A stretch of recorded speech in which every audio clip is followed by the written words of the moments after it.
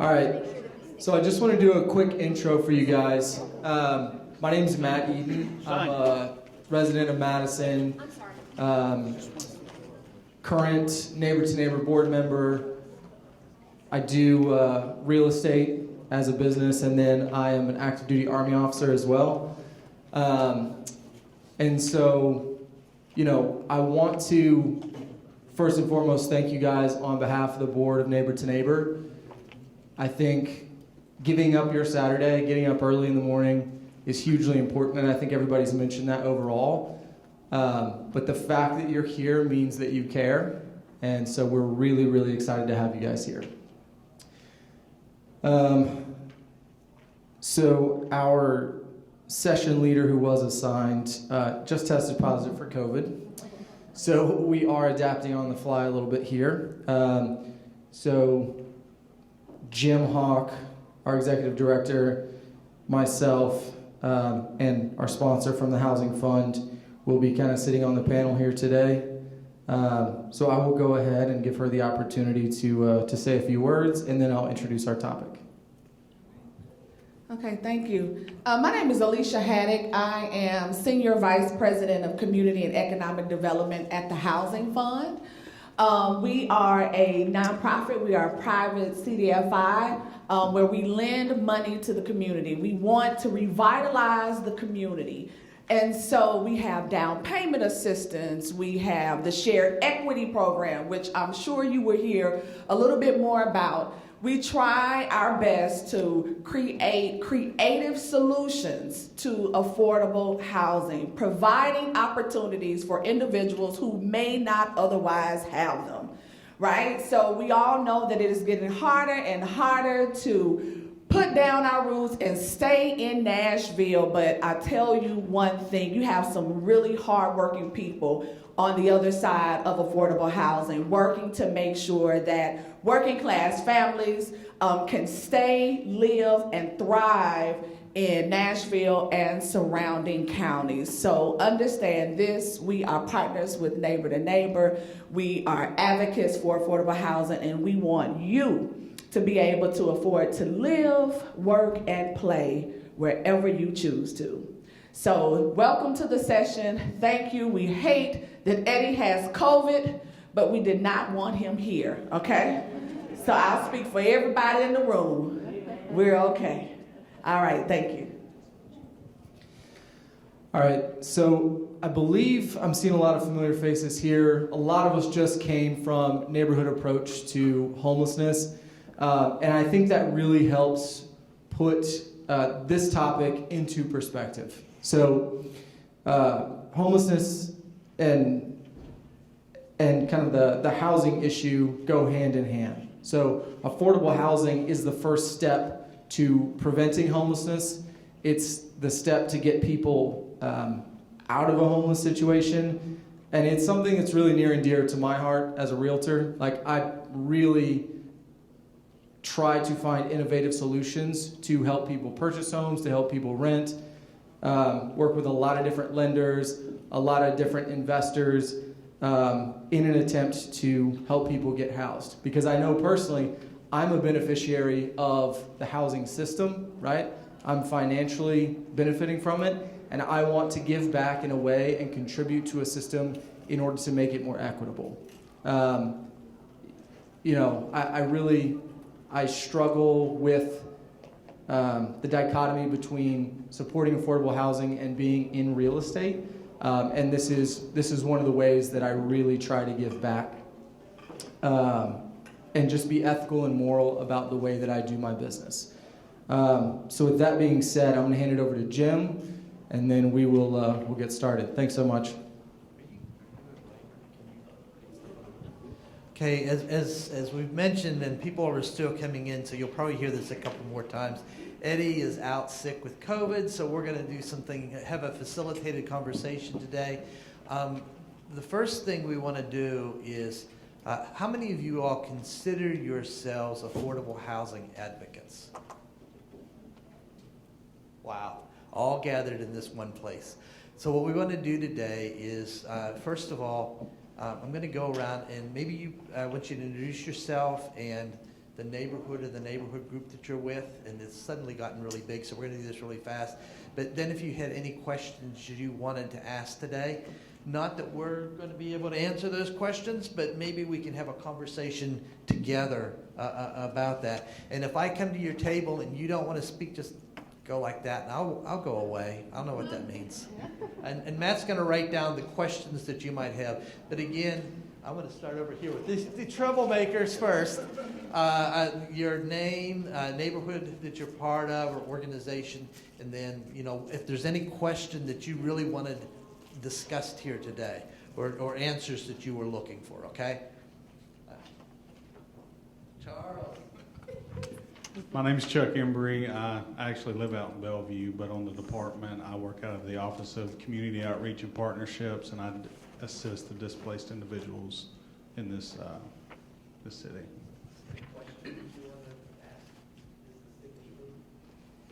I'm a good listener. Good morning, everyone. My name is Michelle Coker. I live in the rural area of West Nashville. Shut up, Chuck. The rural area of West Nashville. So to say we have a neighborhood association, or anything, I don't have that. We just have next door. But my role in the police department, I work for the Community Outreach and Partnerships Division, and just more so countywide. So I'm just a liaison to your specific needs and communities. What I just want to learn today is I want to know what I don't know and learn what I can learn and share with our people to where we can bring to the table and bring maybe you all out to some of the community events so more people in Davidson County can be educated.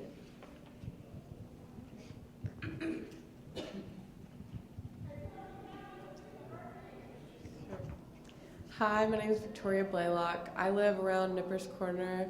I'm just here to learn and be as a voice to my community and as a high school student to that community as well. I'm Devette Blaylock, and I live in the Nippers Corner area as well. And I'm just looking forward to hearing some new ideas that you guys might have around affordable housing. Hello, my name is Andres. I am with Quinford Council, and I actually live in Antioch. I am actually trying to understand more about policy issues that we have that should be changed to help with affordable housing. That's my main concern for the future, and I'll pass it on. So what are the policy issues that need to be changed, okay? Good morning, Michelle Heil. I live in Bellevue and Walnut Hills, and I'm here wearing the Metro Council Beautification District 22 hat and just looking to learn more and be more informed.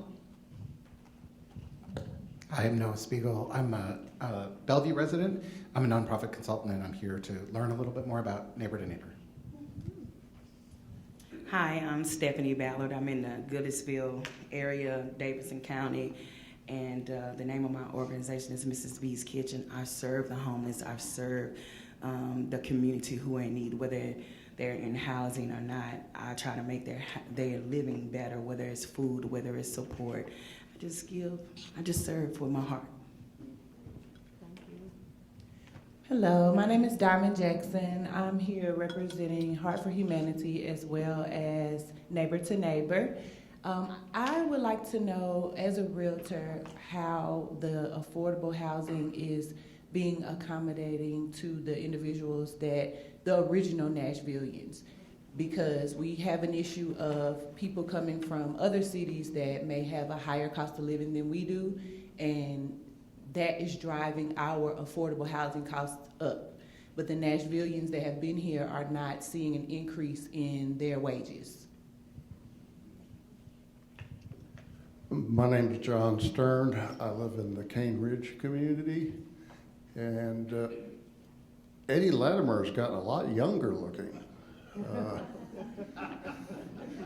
since the last time I was on. But my interest is in identifying specific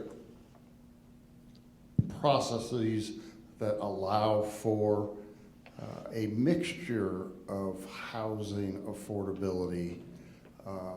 So affordable for people, 60 to 80% of the median, 80 to 120, and then integrating your community through multidimensional income.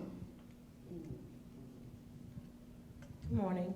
My name is Tanya Wilson. I'm here from Haynes Park in Nashville. I'm just here to gain more knowledge about the affordable housing. And just to throw this in there, how do I stop people from calling, asking, can we purchase your properties? Text messages, emails. My name's Dee Dee Bird. I live on the west side of Nashville. I've been a Nashville resident my whole life. I became involved in the homeless population through Brookmead. And my question is, I have been going to MDHA meetings and educating myself on affordable housing, and the first thing I realized, it's not very affordable, especially to the population that I serve, which is homeless individuals and individuals experiencing homelessness. So my question for a lot of the commission members and the board members with housing is, how can you incorporate zero barrier housing into an affordable housing strategy? Because there's not enough to get these people, these individuals launched on the right road and to deal with their issues such as addiction and mental health. They have to have a safe place to stay. For me as a nurse, it's like Maslow's hierarchy. If you don't feel safe, you are not going to be successful in whatever avenue you pursue. So how are you going to incorporate zero barrier housing, these people have nothing, into strategy of affordable housing? Because it is two totally different things. Hi, my name is Rashida Pardue. I work with Metro Nashville Affordable Housing Department. What else am I supposed to be saying here? Oh, I am here because I am very interested in healthy neighborhoods and and how we can help from our perspective with creating those. Do you have any specific questions that you'd like to ask? I probably have a plethora of them. Forgive me, I just sat down. But I'm sorry. The first one that comes to mind is, I'll let you guys come back to me. There you go. Hi, I'm Lee Rogers. I live in historic Buena Vista. The reason I'm here is I want to figure out how we can find people or institutions, whether churches or nonprofits, or individuals who are maybe land rich and cash poor, how we can connect them with resources to build and create community land trusts that will help alleviate our shortage in affordable health or affordable housing, and how we can make that permanent and also owned by the people, not selling to developers. Hello, my name is Mark Hill Mitchell. I'm with Metro Nashville Planning Department, the Housing Division. And the only reason I'm here today is just to sit in and listen to some of the strategies and some of the concerns that some of our Nashvillians are having, especially when we talk about affordable housing. So, no, I don't have any questions. Hello, I'm Sergeant Lopez with Madison Precinct, the community coordinator. I'm here because I'm boots on the ground, assisting the displaced neighbor in the Madison area, and this is wonderful information for me to learn and see, put more resources to my tool bag. Thank you. Officer Eric Richardson. I work also boots on the ground in Madison. I'm here because I lead a lot of community group meetings and neighborhood watch group meetings and things of that sort. And I get asked all kinds of questions, and affordable housing is some of those questions. And I don't have a lot of answers for them because I'm not super educated in this category. So here I am to learn something. Thank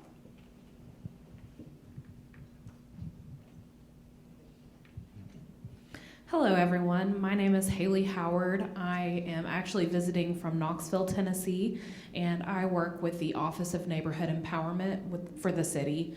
The lack of affordable housing is also an issue in Knoxville, so anything that I can learn from this session, I'm happy to take back with me. I'm Ryan LeSueur. I work with a local nonprofit, and I am always looking for different affordable housing solutions as part of a systematic approach to work with other nonprofits and metro entities throughout the community. So I'm Jim Schulman. I'm the Vice Mayor of Nashville and Davidson County. And one of the things, if we're looking for questions, I was trying to figure out, I'm always interested to know what are we missing here? What, besides affordable housing, and I know we need that, but one of the things that I'm always interested in is what else are other communities or other cities doing to deal with this? And because everybody's struggling with it, have they come up with some solutions that we haven't implemented yet that we need to start working on? Hello, I'm Casey Ensign. I also work with Metro Nashville's Housing Division with Rashida and Markel over there. And I'm here today really just to listen to fellow neighbors and hear strategies and solutions that arrive from this room. So just looking forward to kind of hearing the conversation.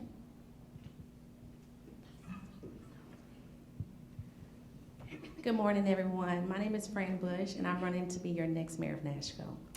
I am here today because this is near and dear to my heart when it comes to neighborhoods, when it comes to our communities. And I understand it. I've been an HOA president for 21 years. So I am well connected with working in our neighborhoods and bridging our neighborhoods with communities. I will not be long because you all will hear me at the forum later. Just to move forward, I'm here because when I was on the school board for 4 years, and I served as your Metro Nashville Public School board member, I always looked at and I listened, right, to parents, to people. And one of the things I did, I had a plan. You always have to have a plan. I never promised anything, but I always had a plan to execute, and then progress will be made. So that's my goal. My goal is to make sure that that is carried out in the city so that we won't continue to slow walk the very issues that we want to support and make sure that we're moving things along as far as affordable housing. Thank you so much. Hi, everyone. My name is Chris Ching. I'm running for Metro Council at large, and I'm a small business owner. My wife and I run a little hot sauce company at the local farmers markets in most of the neighborhoods around the county. And the reason I'm here is I know a lot of other small business owners and farmers around town, and I want to know about affordable housing and how a lot of my peers are struggling to find places to live in the city that they're building these businesses in and feeding the people and developing a lot of the culture and the restaurants. And that's what's on my mind, and how that also relates to, I guess, attainable transportation, and it's interlinked with housing and keeping the whole kind of your daily life bills under managed as one. Good morning. I'm Anita Stevens, longtime resident, born here in Nashville. Chris is my son-in-law. Very proud of him and my daughter, and he has the fire and the passion, and I'm just here to support him and give him the go get it. That's awesome. My name is Nancy Van Rees. I'm a council member still. No, I'm term limited. I'm going to be out in August, I think. Anyway, I represent the Madison, North Englewood, and Maplewood area. Shout out to the folks from the Madison precinct. They do amazing work. Thank you, guys.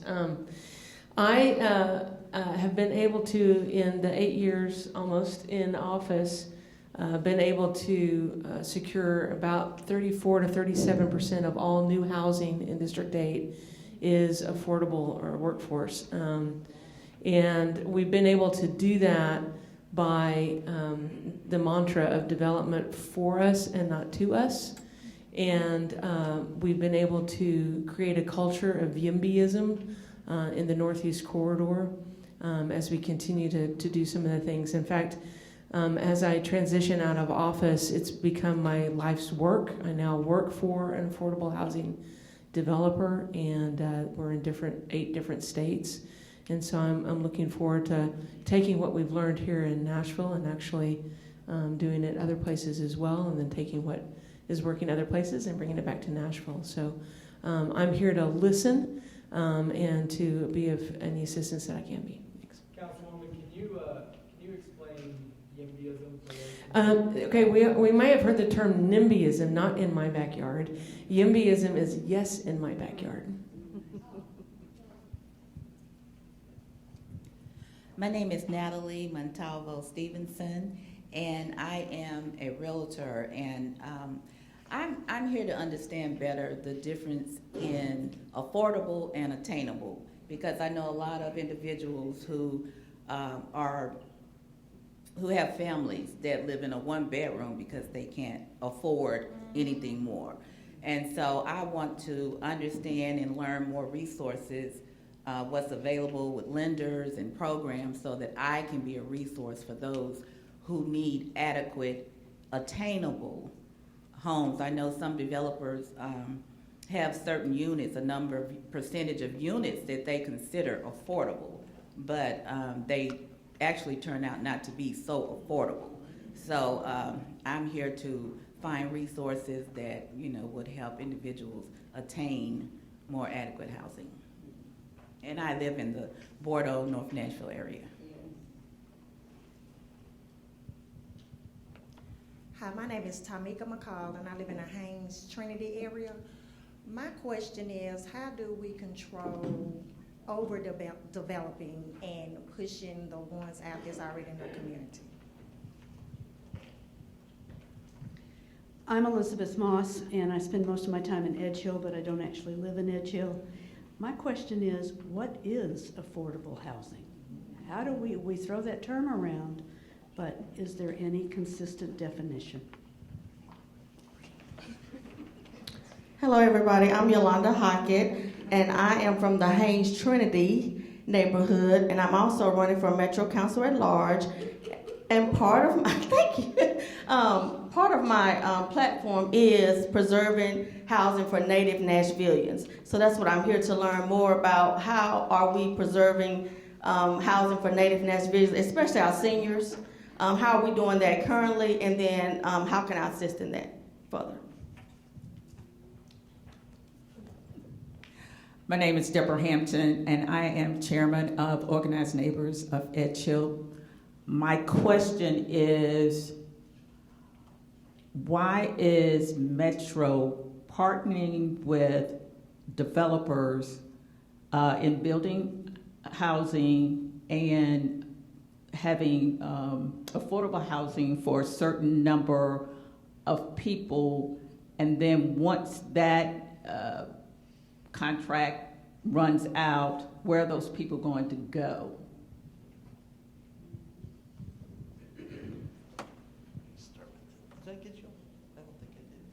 I walked in late. Hi, I'm April Calvin, the interim director of the Metro Homeless Impact Division. And I came to this session because I just want to look at how do we preserve, create, and have innovative solutions for people at the 0 to 30% of AMI that are experiencing homelessness. My name is Vivian Martin. I live in the Hermitage community in Davidson County. My question is similar to the other ones. Just for purposes of this session, what's the working definition we're going to use when we talk about affordable housing? Hello, my name is Vicki Harris. I'm with Community Connector, and I work in the Bordeaux area of Nashville, office at the Knowles Home Assisted Living on County Farm Hospital Road. My company focuses on building community care hubs of human and social service organizations to improve access and navigation. We started off looking at older adults, but what we have been working on recently is trying to seed this idea of a micro-community approach to development and redevelopment of Metro-owned land with equity at the center, with that land being returned to the community, run by a community board that then master plans that land in a manner with planning commission that we are not negotiating on the back end for set-asides, that it is codified as to how many income-aligned units are incorporated into that land. because we need to be strategic and collective about this, and it has to be a systems approach. So it's not only housing, but it is the supportive services that support health and well-being, because at the top of this is actually community health improvement.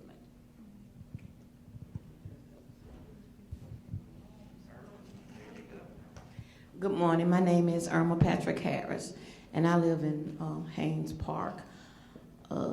Because of this so-called gentrifications or whatever, I had to move from where I live, where I was comfortable paying decent rent, and by being led by my grandchildren saying, "Granny, don't pay no more rent, you're gonna be mad, go buy your house."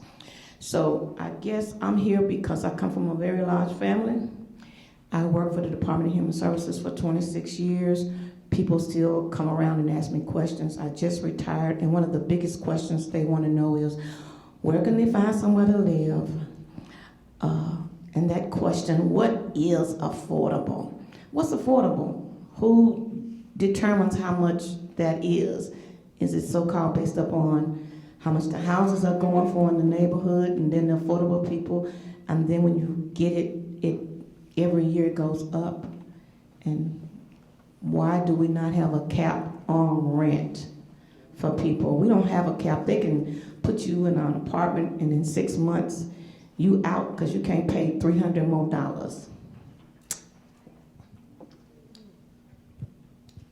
My name is Juanita Booker Murphy, and I'm a former elected official, committee person. I'm an executive committee person for District 18. And now I live in District 1, and I've been in District 1 for like 50 years. And what is affordable housing? We don't have any affordable housing in District 1.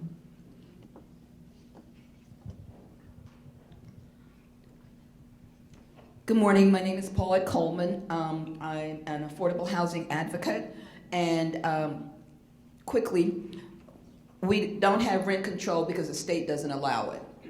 There are a lot of things that we in Nashville have approved that the state has preempted, and that's one of them. Affordable housing is defined by HUD as 30% of income. My question is, the other thing I just wanted to share with people, if we started building something today, it would take 18 to 24 months before it was a reality. So it is how can we jumpstart our efforts? And how can we have better collaboration and coordination? Hello. My name is Kimberly Bowden. I am with the Metro Homeless Impact Division. I live in the airport area, but with the Metro Homeless Impact Division, I am in our landlord engagement department.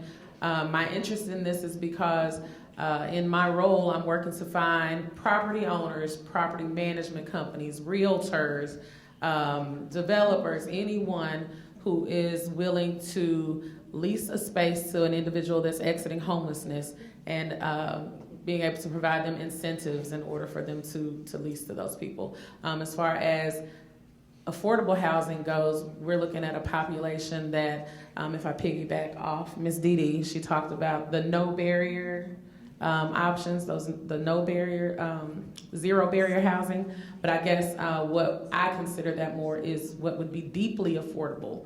We're looking for housing for individuals exiting homelessness that is deeply affordable.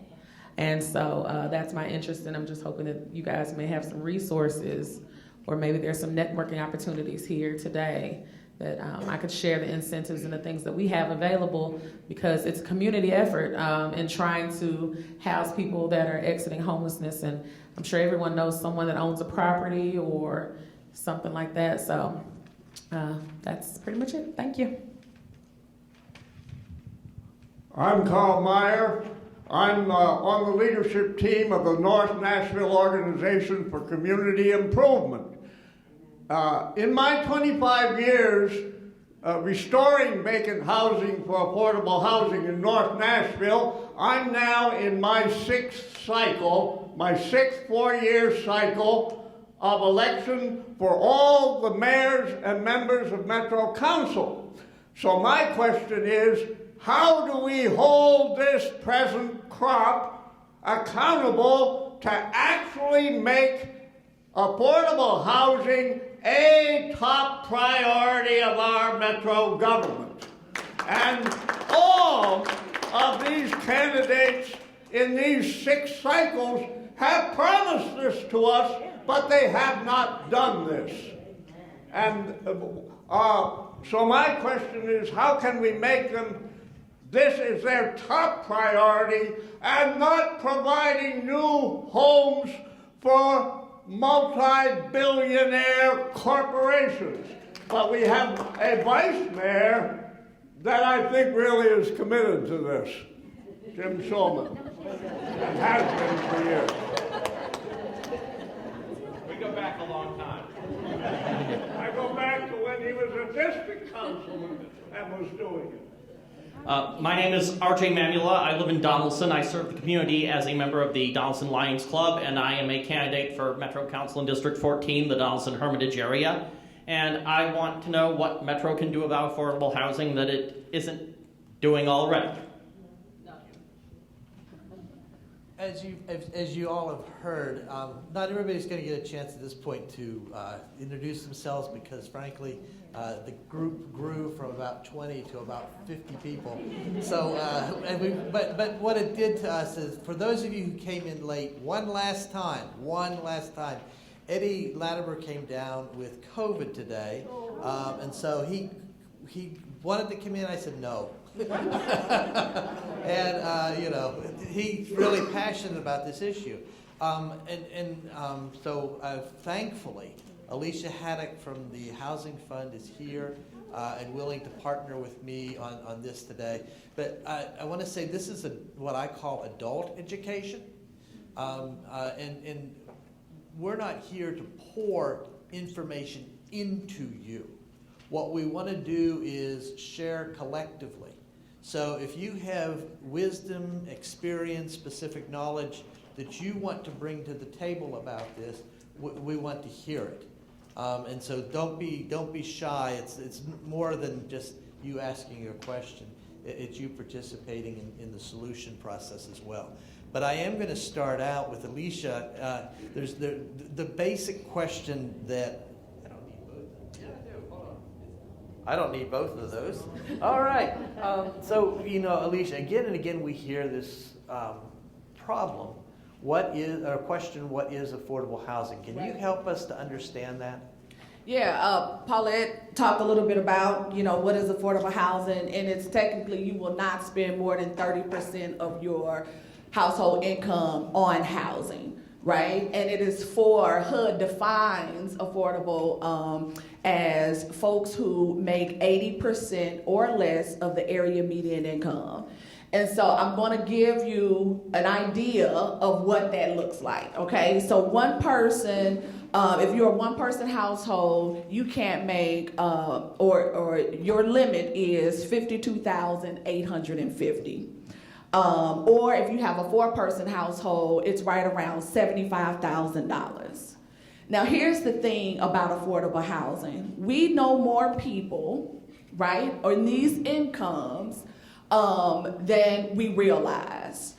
We talk about NIMBYism and not in our backyard, and depending on who the affordable housing is for, then we have a problem with it, right? But a lot of the times what we find ourselves doing is arguing against our own family, right? Our own neighbors, our own people within circles that we work with, because these are the people that we're talking about, right?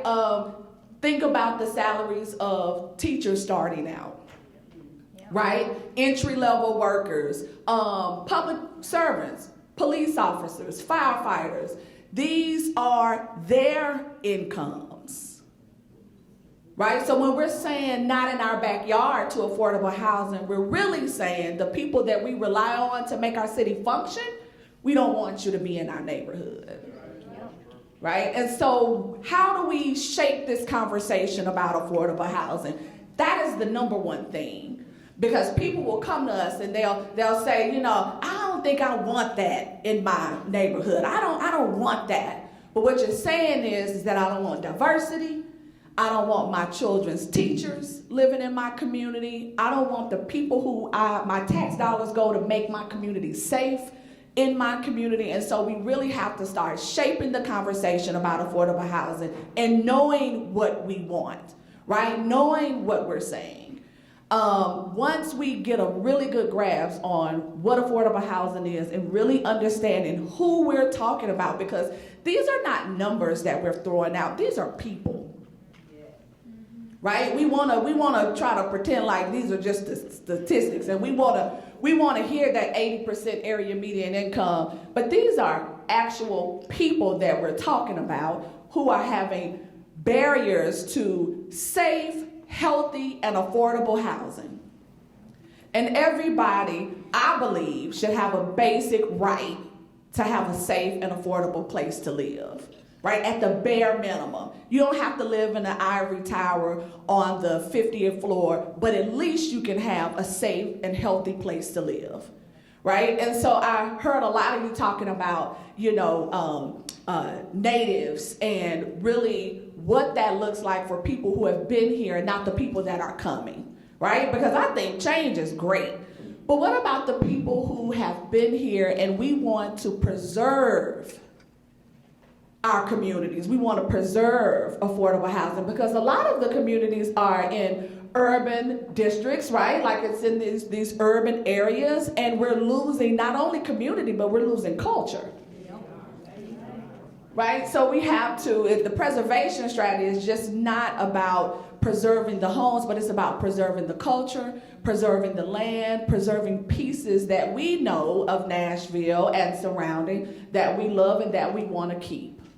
So once we kind of figure out what it is we want, then we can talk about strategy and courting and engaging with council and with our elected officials, because now we have something to go with and not just, we can't afford to live here. What is it that we need?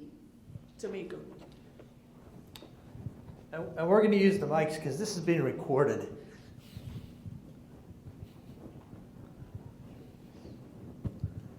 Hello, everyone. I did not get to introduce myself, but I am Tamika White. I am a board member of Neighbor to Neighbor, also a affordable housing advocate, community leader. And things get a little tricky when we talk about affordable housing. I have been here my entire life. I grew up in Edge Hill. So when you talk about affordable housing, and we have a realtor over here that wants to know how we can discuss obtainable housing, because we have people who are moving here and change is good, but they are driving the cost up. And wages are not changing. So someone who, like myself, is a working class individual that is not at the AMI can't afford to live here. And I think I have contributed to building this city to what it is today. So when you talk about affordable housing for who, what, when, how, and all of that, they're talking about us. Because I have been yelling affordable housing, I know, for the last 10 years. As my family continues to grow and things continue to change, my son, who is a young adult, is gonna have to look at some form of roommate setup. That's how people are able to continue to stay here, because they find friends that they can live with and split that $2,000 rent. But we work in the nonprofit sector and they don't pay a lot. The wages aren't catching up to our cost of living increases. So how can we look at the HUD formula? That needs to be redone. Can I just go ahead and say that? Yeah. Because that 30% looks different for me. It looks different for Jim. It looks different for this young lady here. It looks different for Vice Mayor. It looks different from all of us. So the housing shortage is real. People call me every day, Ms. Tamika, can you help me find somewhere? Can you help? Like, I struggle, and I don't know if a lot of you were paying attention to last cycle when a lot of the displacement was going on and having to rehome 275 people from the River Chase development in East Nashville. That was hard. And on top of not having the funds or the income to qualify, we have other barriers that people are facing when it comes to housing. I may make the money, but I may have a ding on my background. I may make the money, but I don't have a car, so I need somewhere that's on the bus line. People are struggling. So when we talk about affordable housing, let's start changing it to obtainable. What can people actually afford? Because just because I make the money don't mean I have all of it to pay towards the landlord. What am I going to eat? People are having to choose to pay bills versus feed their children. So there are a lot of factors when we're talking about affordable housing that we have to calculate. So can HUD come to the table and look at all of these factors and figure out how we can make this place better? And when people hear affordable housing, they won't cringe.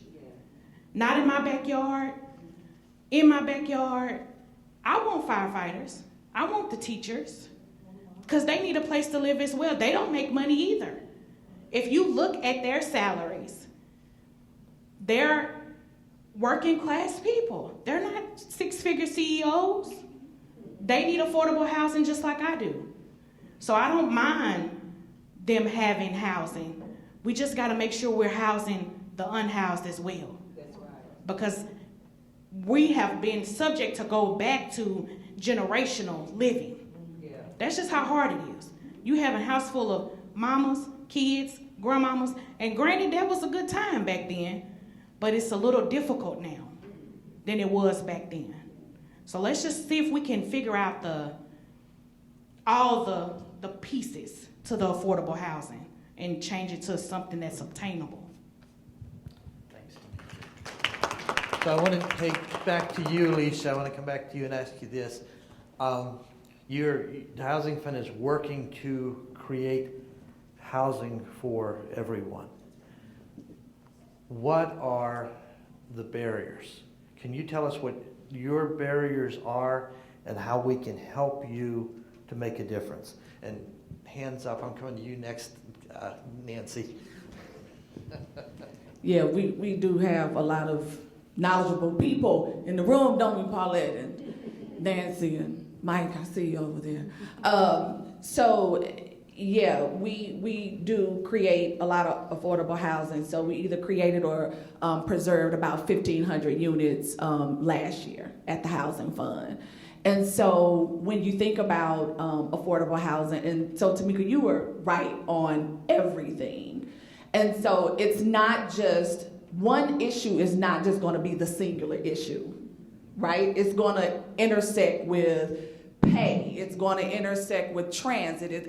All of it has to work together, because if it doesn't, then we're going to have affordable housing working in this silo, and then it's going to create other problems, right? So now we have the housing, but we can't get the people to work, or whatever that is. Because if you have experienced gentrification or displacement, right, now you're on the interstate for more than an hour or two, depending on what day it is. So now your cost of living has gone up because you have issues with transit. And so it's not going to be just one thing. That's number one. But in terms of, some of the challenges that, not just the Housing Fund, but I think, really across the board, one of them comes to mind is land, right? I've always heard when I came into affordable housing is that they make a lot of things, but they're not making any more land, right? And so when you think about developers coming in and gobbling up the land, we are not going to tell someone don't sell your home, because that's a very personal investment. That was your money, that was your loan, you signed those documents. But what I will say is that it is getting increasingly difficult, right, to uproot yourself and move somewhere else. especially for those who fall within that affordable range. Because it costs more and more to live. The affordability is just becoming extremely high. So when you think about, barriers, land is one of them, because the more you pay for land, the less home or house or housing you can put on that land, right? Depending on who you're building for. So when, April, you talked about 0 to 30% area median income and folks who are within that range, then you know that the rent cannot be a certain amount. So then on your pro forma, the numbers have to make sense, right? So when you're talking to your officials, what do you need, right? Do you need more dedicated funding to housing? Right? At 0 to 30% of the people in Nashville who have that area median income. What I'm saying is that you all hold the answers. Tamika, as you were talking, you answered every one of your questions, right? But how do you know that you're holding those answers? You know your neighborhood. You know your community. You know what you need, right? You know what's there. And you know who you don't want there, right? So then that's how you're able to not only advocate for affordable housing, but advocate for yourselves and your community. Carl, I'm sorry, I have to put you on the spot, because when I saw you walk in, I was like, Carl Meyer helped us with Nashville's first community land trust home.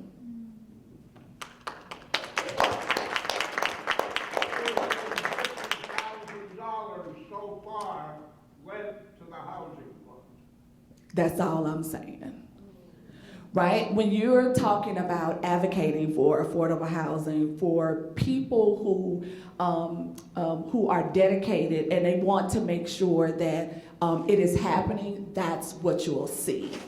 But then you also have to have people on the other side working to create those opportunities. And so to manage to develop Nashville's first community land trust, where, if some of you don't know, it's a program where the land stays affordable within the community forever. It's in perpetuity. That means forever. That land will stay affordable within the community. And on that land, for our community land trust, we build homes for people who are 80% of the area median income.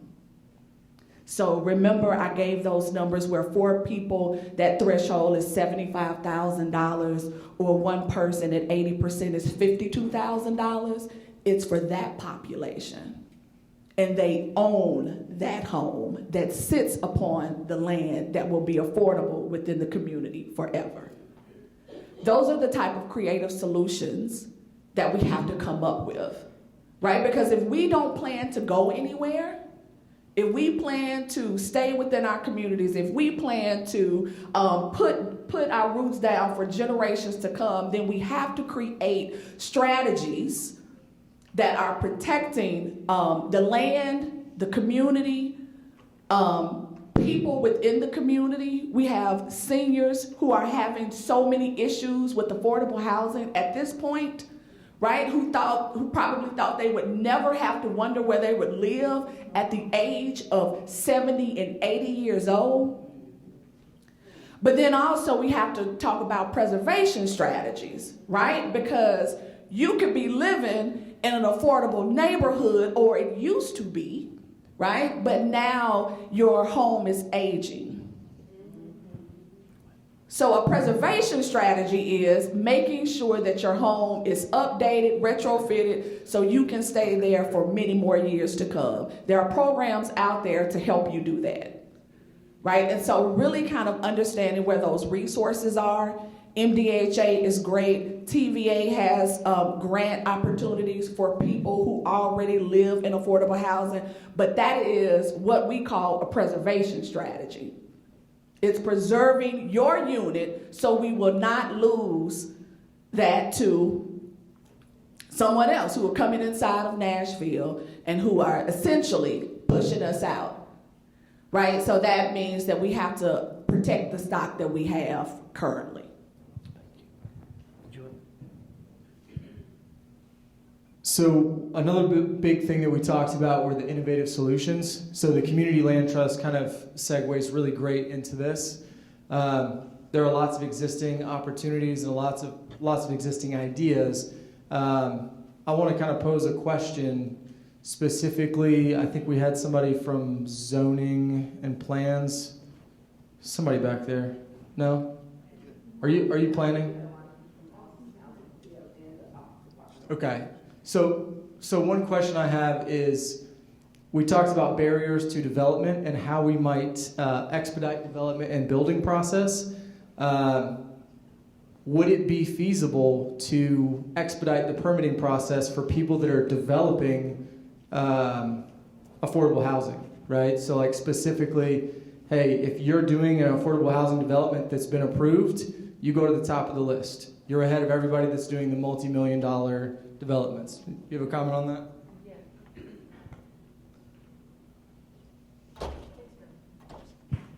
that? Metro Council did pass the authority over to the Codes Department to expedite.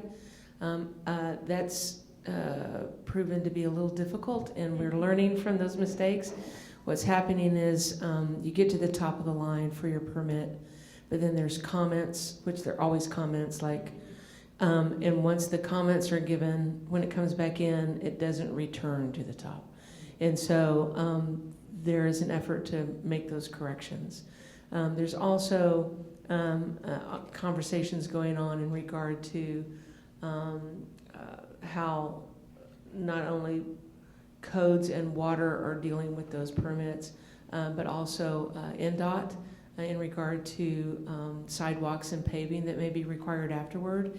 And with NES, a lot of time has been added on to developments, both luxury and affordable, all the way down, where you're waiting months for NES to come and remove the pole out of the way. So there are a lot of things that need to be done, but there are people that are very diligently working on them to happen. Nancy, you're with LDG now.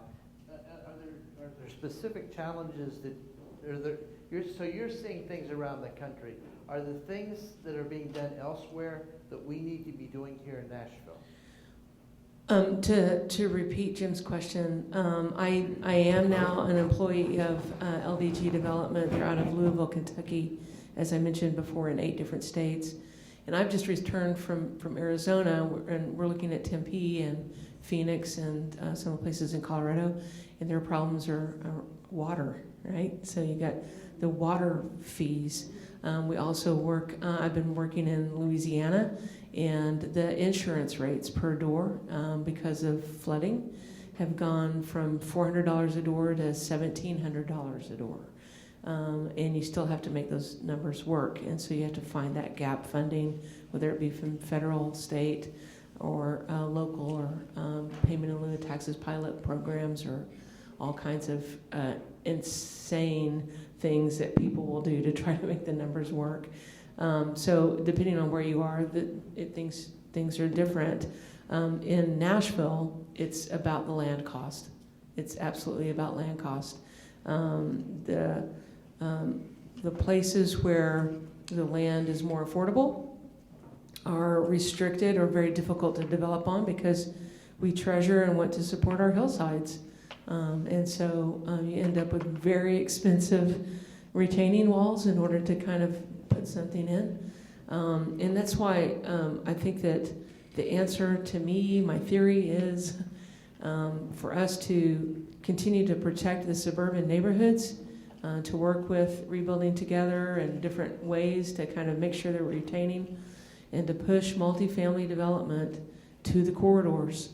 And I strongly believe, as someone who represents both parts of Gallatin and Dickerson Pike, but also when you look at Nolensville and you look at the corridors, there's lots of opportunity to turn parking lots into housing. And so I think that I think is a solution. But I am absolutely ringing the bell when you say a great idea, everybody loves, fully funded, is 18 months from a shovel and another 18 months from going vertical. And so when you hear about somebody closing on property or getting something zoned, you're looking at 2 to 3 years later when someone can actually move in. So we must not be deterred by that, but recognize it as an opportunity of urgency.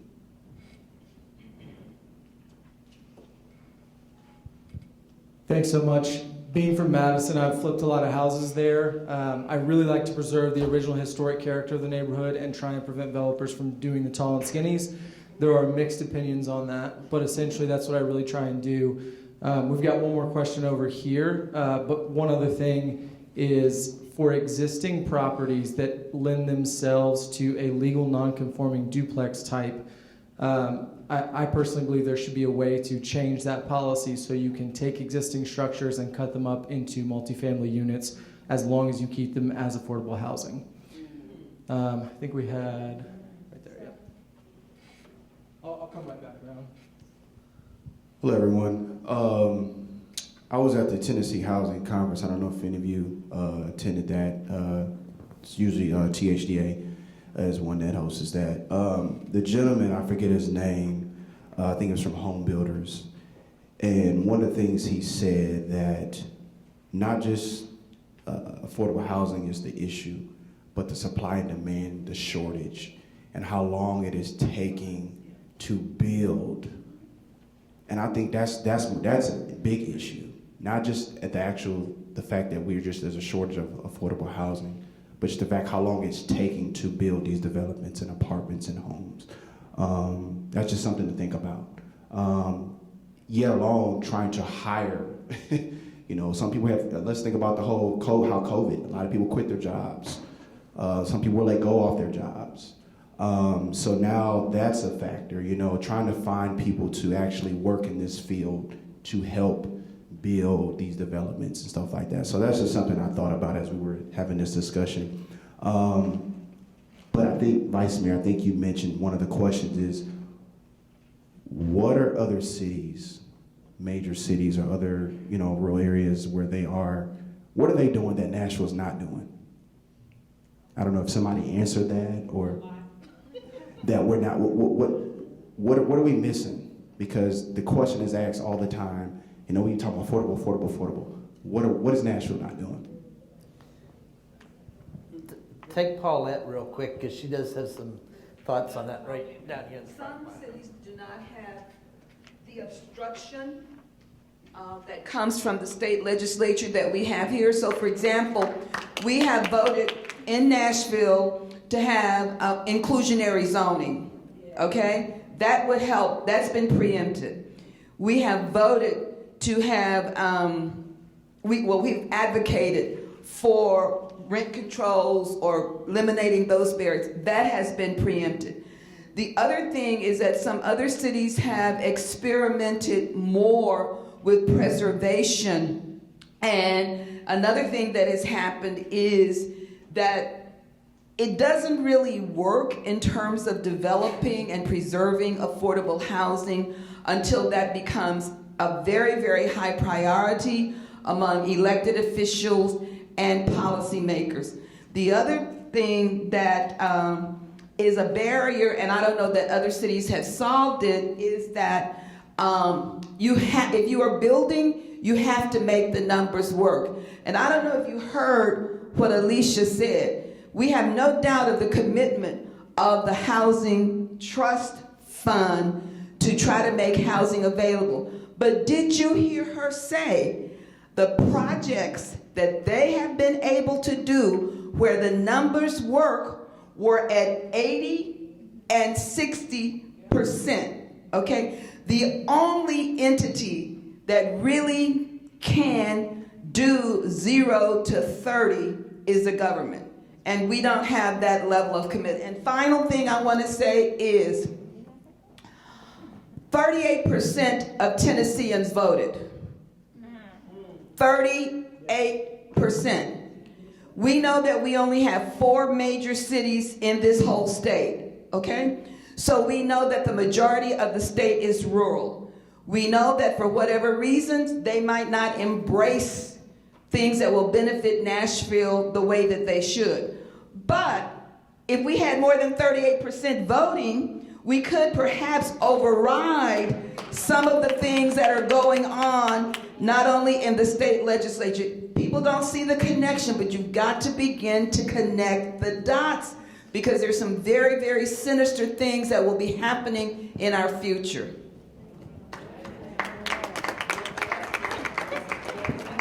Lolita's been waiting patiently here. Thank you for the new name. My name is Lottie Annette Bailey, and I am a volunteer for Neighbor to Neighbor. I think all of us in this room know what affordable housing is. But my question is, and I've had this question over and over, and my friend, my realtor friend here has answered part of it. I want to know, how can we get more? How can we get more housing? And how can this housing be attainable? I mean, 30% for me might be different for Jim or Tanya or my friend there. But we need something, we need more, and we need it attainable. And when we get it, do not allow the realtors to put in the clause that after so many years, this property is going to go back to market. We need to know how to keep it. So these are my questions. How can we get more?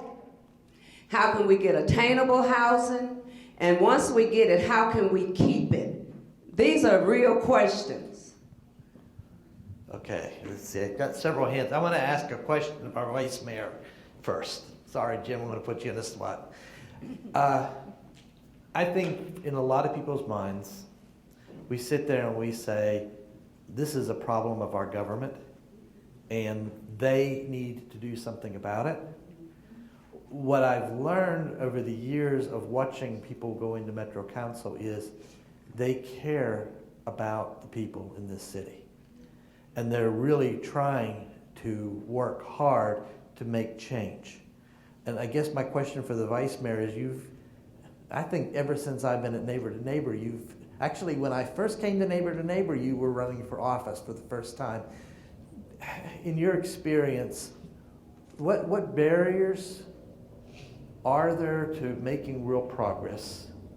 And then also, what do you need for the citizens of Nashville and Davidson County to be doing to help you get to the next level?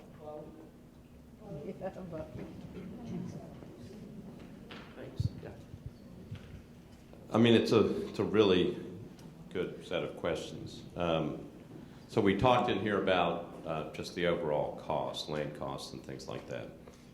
Have to deal with that. And the resources, so you add all that stuff together. I think one of the things that I think I've seen or been most concerned about is sometimes the bureaucracy that it takes to get these things done through government. Not to say that it's anybody's fault, it just takes a long time. I've always thought the answer to affordable housing was more affordable housing. We have to have more of it, and we have to have it quick. And so if it's taking 18 to 20 months from the time we break ground, that's a problem. We're building that thing downtown right off of 2nd Avenue, kind of like it's facilities for people who have been experiencing homelessness. And the cost of the thing, I think, is $25 million more. And you're going like, it's not real fancy, it's just units, and we're going to get 100 units out of it. And you're going like, gee whiz, the cost is so expensive. That's why when we talked just a little while ago, what are the other ideas? And so when you go to another city, and I've looked at San Jose and San Francisco, they're doing all kinds of different things. A lot more than I think we're doing at this point. And so I think those would be the things that I would say. One is that we're putting resources in. We have to follow up on those resources. We have to be accountable for those things, and we have to follow up and make sure that things are being done like they're supposed to be done. And then we need to put more resources in. And if the cost is so much, we got to figure out ways to cut costs. But then that brings to the third point, well, got to get through bureaucracy faster. We got to clear that stuff out. But then the third thing is you got to go back to some of the new ideas. And again, we're not the only city that's going through this. So we have to figure out what are other cities doing and trying. And are they faster? Are they working better? And what I was doing over here was drawing a little map. There's a place out in San Francisco. It's at the old Candlestick Park, the baseball field, where they took a parking lot, put a fence around it, and they're allowing people who don't really have a place to stay but might have an old RV, and they're in this place. And now they're getting showers and they're getting other services, and they're going to hook them in to electricity and water. It's just an old abandoned parking lot, but it's a place for people to hook up in terms of their RVs and to live. And so the idea is, may not be the greatest thing in the world, but it's a start, and it's also inexpensive, and it's a safe place for people to be. So I think we have to figure out how to move it faster, how to get more resources, and how to broaden our concepts of what's out there and then make them work. Okay? So I'm going to continue with you for just a second. As soon as I said, what can we be doing as citizens, I think I heard 30 people say vote. That's like 1 hour to devote. So can you, what do the citizens of Nashville, what do you need us to do to support you and Metro government in making some real progress on this? What do you need from us? I think you need to vote, but I think you also need to continue to push us. And I think you need to push whoever is going to be the new mayor and the new council, whatever size it's going to be. You have to continue to push. So, you know, there's all kinds of things. You know, our calendar, Nancy, for on Tuesday night, when you see it's like 145 bills or something that. And then and we're going to pass probably most of them. You know, we just go through and it takes hours. But we have to figure out, and one of the things that the new group is going to have to figure this out. We spend hours and hours on all this stuff, okay? And it takes us years to go through it. But what I would say is that there are some very specific issues that if we could get rid of all the rest of the stuff and just pass it and get it out of our way, we should be talking about affordable housing. We should talk about affordability. We should be talking about homelessness. We should be talking about education. We should talk about school safety. We should be talking about things that are relevant. And instead, we are caught up in a giant process that we need to address and clean up. And then, if we can if we can get those things on the table, and we will, then we want everybody engaged. And we should be having community engagement and throwing ideas at it, and then we have to implement. And last point, if we implement, we all have to we have to hold ourselves accountable. We have to make sure that whatever we're doing, we follow up, and that you hold us accountable. If we say we're going to do something, then you make us do it. Okay? Thank you. I'm trying to keep up with the hands. I know Mike's next, and then I'm going back to RJ, and then Tamika, and then Tanya. I'm worried a little bit. Is anybody else confused by all this? Yeah. Huh? Yes. You know, when something is real complex, it's easy for us to say, well, that's too complicated. I got other things to do, you know? Let me go do something I can do something about. So I guess the reason I bring that up is when something is so incredibly complicated, you need a structure to deal with, and you need some resources. So I want you to know Paulette Coleman and a number of other folks worked on the NOAA Affordable Housing Task Force and pushed the mayor a couple of years ago to develop a real plan, a real study on affordable housing. So some of the questions you all are asking can be found in that report. It's not perfect, but it's certainly something. The other thing that Paulette and the task force did was to push the mayor to establish a division of housing. There's now a division of affordable housing that's working on a lot of those things that were in the report. You know, there's too many times that reports get written and it sits on somebody's desk, right? So this report has been written and there's somebody actually working on it. There are staff people working on achieving it. And some of them are here, but the reason I want y'all to know that is it's easy to feel overwhelmed, you know, and to feel like, well, there's nothing we can do. So there is something that can be done. And partly because of Paulette and some of the other folks with NOAA, there's been like over $100 million dedicated to the Barnes Fund in the last 8 years. So I just want you to know it is possible to make a difference. And we can point to things like that. But the key thing is going to be, how often will you talk to your neighbors about affordable housing? How often will you keep it in front of people? What's been in front of people for the last 6 months? What's been the top thing people want to talk about? Stadium, right? That's a complicated thing, right? But people are talking about it and they're pushing for it. I would a lot rather see some stuff with affordable housing. So let's talk that up with our neighbors and with our community groups. The evaluation. Oh, all right. Thank you. Thank you. RJ. Well, one concern I heard expressed in the meeting on the homelessness is one of the motives behind Not in My Backyard is concerns about property values. Now, I am not one to worship at the altar of property values. There's some who decline property values actually help in obtaining housing, and then it also leads to lower property taxes. And of course, people, if they sell their home, they want to sell it for as much as possible. But as she said, you know, we want to make neighborhoods a place where we can stay. And then back to property taxes. Even if you have no mortgage on the house, you can lose your house if you can't pay the taxes. It's why I've long been an advocate of abolishing property tax, even if it means a new income tax or higher sales tax, but I don't see that happening. That's not going to be achieved overnight. Thanks, RJ.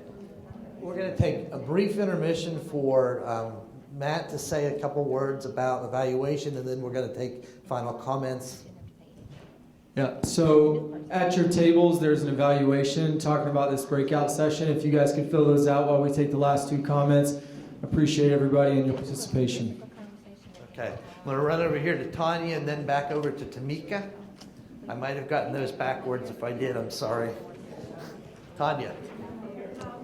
Thank y'all so much for hosting this very important conversation. First, I want to give kudos to the affordable housing, the housing fund, I'm sorry. I was actually a beneficiary. When we talk about affordable housing, I wasn't even looking to lease. I just wanted to buy something. Bid $450,000, $500,000, and was always outbid. And fortunately, when I did find a house, which in the neighborhood, affordable housing, I had to have $24,000, which purely, I was at the cap, but I didn't have $24,000. So I want to let you all know that I was able to get that $24,000 from the housing fund that helped me to attain to buy a home. So that's just one of the things that they offer, and I was a beneficiary of it, and I'm grateful for that. I want to share some non-traditional ways that I went about looking for a house. First of all, I cultivated a relationship with my neighbors.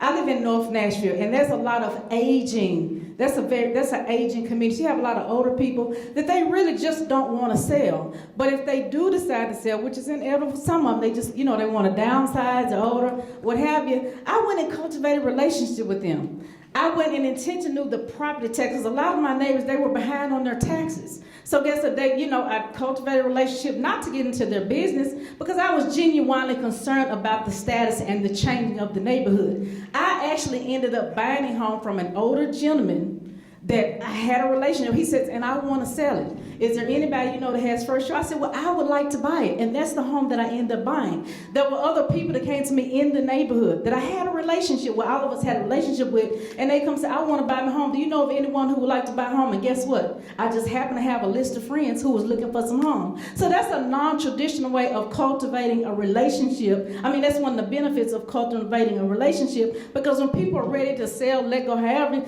you got your list over here, people who's ready to go, and you got your list of people over here who need it. The second one, I also want to commend the government, Schumer, all your elected officials in this administration, the prior administration.